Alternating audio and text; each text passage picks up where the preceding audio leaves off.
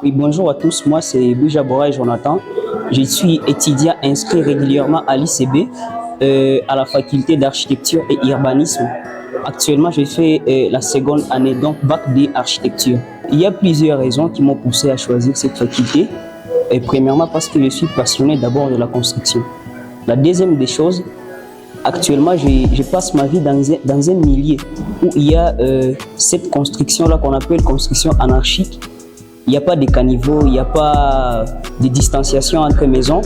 Donc, pour passer des maisons à une autre ou pour accéder à une parcelle donnée, il faut vraiment fournir beaucoup d'efforts.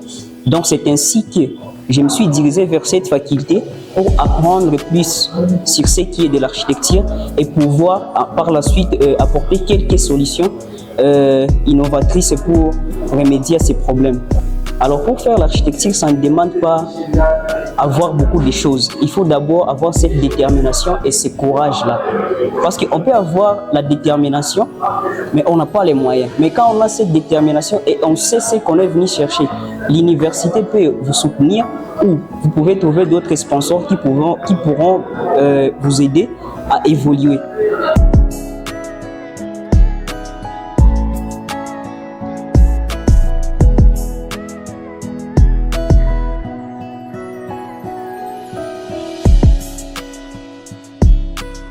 Donc, quand je pense au choix, c'est l'architecture qui vient avant tout. Ce qui m'a motivé, c'est les erreurs que les architectes ont fait et les ingénieurs ont fait au nom des architectes.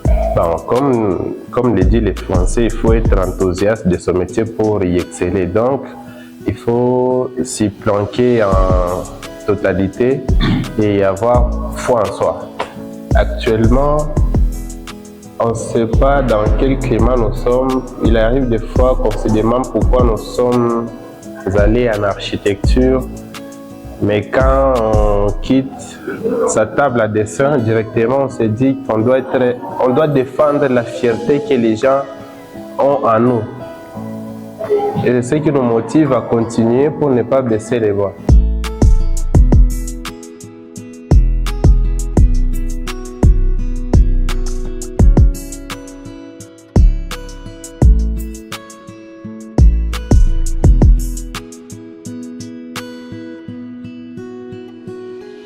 Potentiellement, dès le bas âge, je suis beaucoup plus attiré par la science, par le monde. Et donc, dès le bas âge, j'étais passionné par la physique. Et la seule option ou la seule faculté qui me laisse embrasser à bras ouverts la physique ou la compréhension du monde, la résolution des problèmes après les avoir modélisés, conçus et les créer dans l'imagination et afin de les concrétiser, c'est maintenant l'ingénierie. Raison pour laquelle je suis ici à l'UCB pour poursuivre mes études académiques en ingénierie, précisément l'ingénierie chimique. Beaucoup plus concrètement, le mot polytechnique dérive du génie civil. Dans le temps, les ingénieurs, tout le monde qui faisait l'ingénierie était recruté dans l'armée ou devrait faire le génie civil.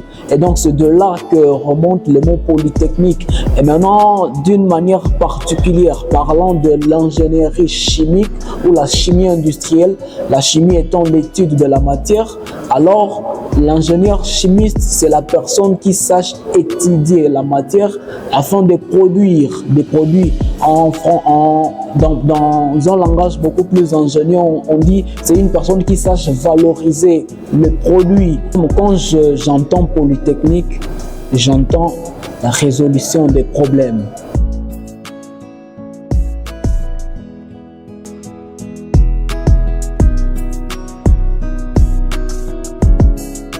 La polytechnique, d'une manière intrinsèque, n'est pas difficile du moment que les études qu'on a embrassées dès le bas niveau ont été solides.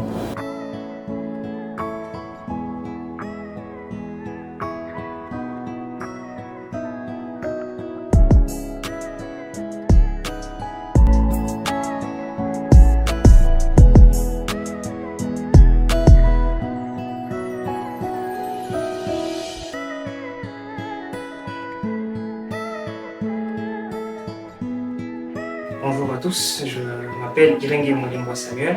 Je suis étudiant à l'école d'architecture de l'Université catholique de Bukavu. Pourquoi l'UCB? C'est une première question en tout cas qui vient à l'esprit lorsqu'on se présente. C'est l'université de l'excellence avant tout. Et lorsque je fus nouvellement inscrit à l'UCB frôlait la première place en tout cas. On était entre le top 1 et le top 2. Et aujourd'hui, ce qui est encore intéressant, on est toujours dans la course au titre.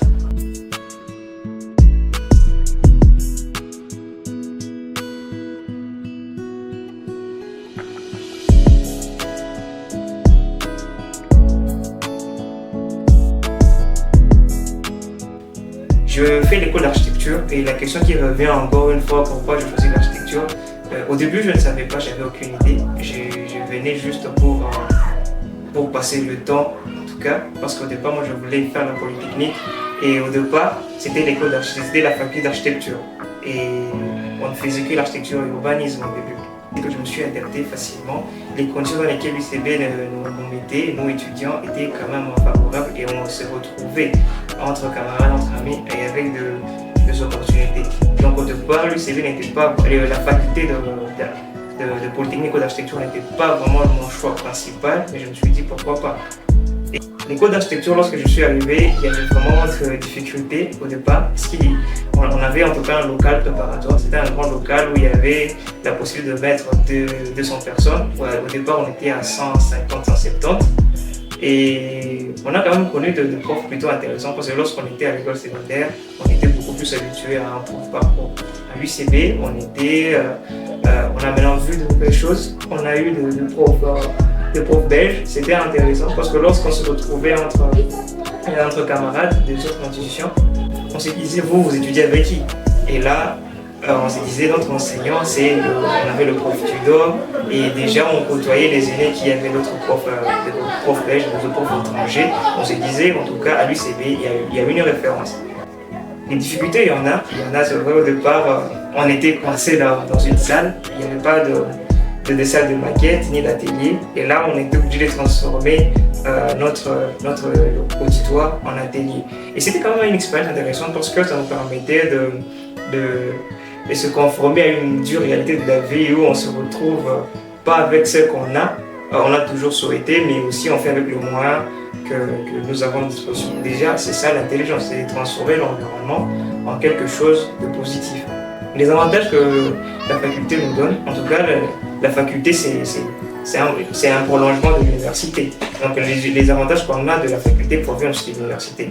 Il y a des stages, les opportunités de stages qu'on a eu.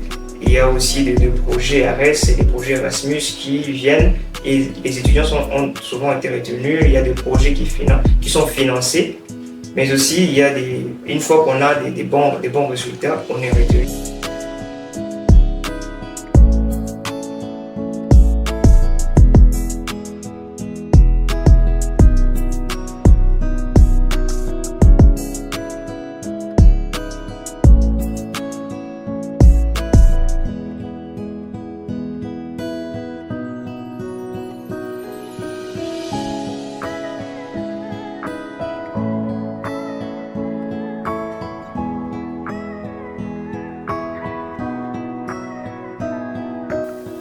Bon, pour ceux qui sont ambitieux ou qui ont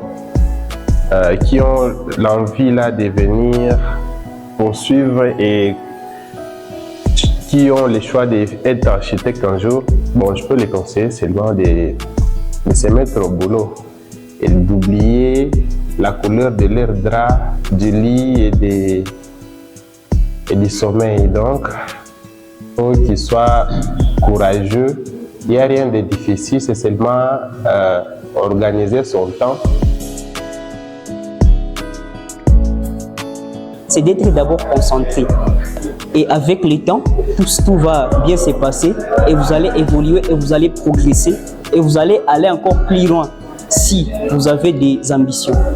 En un mot, l'architecture pour moi c'est la beauté.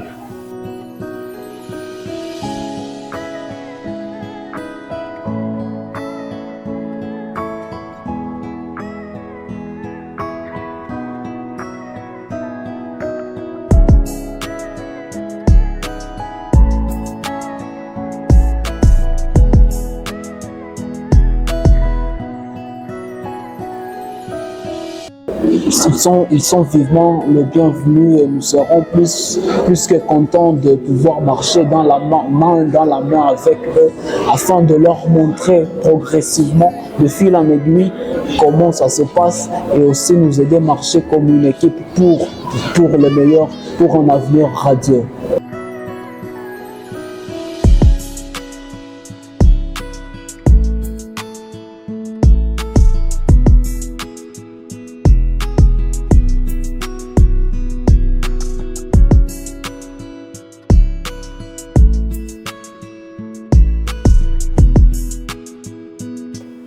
Et puis, en tout cas, j'aimerais finir, je ne vais pas quand même éterniser là-dessus. Il faudrait quand même faire un mot pour les futurs architectes. Et il faudrait souligner que je suis délégué facultaire, je suis en mon deuxième mandat, je crois que c'est mon dernier. Et pendant ces 2 mandats, j'ai quand même eu à organiser plusieurs initiatives qui ont permis à ce que les étudiants s'expriment, les étudiants participent à divers projets, les étudiants participent aux expositions et tout le reste. Et pendant ces deux mandats, j'ai quand même compris qu'il est important que les personnes qui sont censées être une lumière continuent de l'être avant, pendant et après leur mandat. Donc il ne faudrait pas qu'on arrive subitement comme ça pour le pouvoir et après manquer quoi faire, mais on se doit être ce modèle. Et tout ce que nous faisons aujourd'hui, c'est pour poser la pierre pour les générations à venir. Et donc, bon courage. Ce qui est sûr, c'est pas facile. Partout ailleurs, en tout cas, le code d'architecture est difficile et compliqué. Mais en tout cas, ça va bien se passer et je suis confiant. Je le dis et je vous remercie.